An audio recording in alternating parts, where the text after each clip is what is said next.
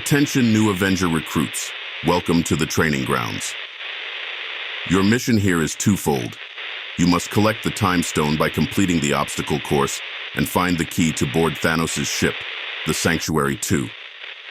Follow the instructions carefully to succeed. Complete your mission swiftly and proceed to Thanos' ship to continue your quest.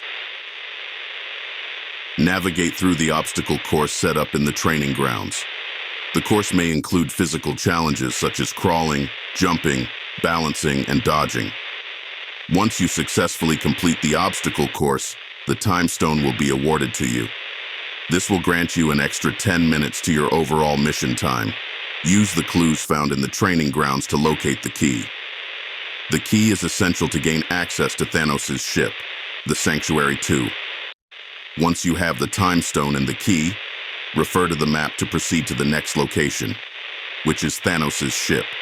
Good luck, recruits.